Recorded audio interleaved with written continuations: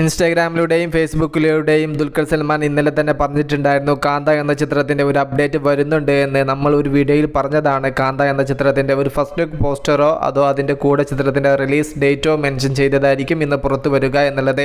എന്നാൽ ഇപ്പോൾ പുറത്ത് വന്നിരിക്കുന്നത് ചിത്രത്തിൻ്റെ ഫസ്റ്റ് ലുക്ക് പോസ്റ്റർ ആണ്. അതാണ് നിങ്ങൾ ഇപ്പോൾ കണ്ടുകൊണ്ടിരിക്കുന്നത്. ഒരു black and white first look poster ആണെങ്കിലും ഡിക്യുവിൻ്റെ ഫേസ് കാണുന്ന സമയത്ത് ഒരു മാസ് ആൻഡ് കലിപ്പ് എല്ലാം നമുക്ക് ഫീൽ ചെയ്യുന്നുണ്ട്. അതുകൊണ്ട് തന്നെ എല്ലാത്തരം പ്രേക്ഷകർക്കും ഇഷ്ടമാകുന്ന രീതിയിൽ തന്നെയാണ് സംവിധായകൻ ഈ ഒരു ചിത്രത്തെ ട്രീറ്റ് ചെയ്തിരിക്കുന്നത് എന്നാണ് നാം മനസ്സിലാക്കുന്നത്. എന്നാൽ ചിത്രത്തിന്റെ first look poster black and വൈറ്റിൽ വന്ന സ്ഥിതിക്ക് പലരിലും ആശങ്ക ഉണ്ടാക്കിയിട്ടുണ്ട്. മമ്മൂക്കയുടെ ബ്രഹ്മയുഗം പോലെ ഫുൾ ലെങ്ത് ഒരു ബ്ലാക്ക് ആൻഡ് വൈറ്റ് മൂവിയാണോ കാന്ത എന്നും ചിലർ ചോദിക്കുന്നു.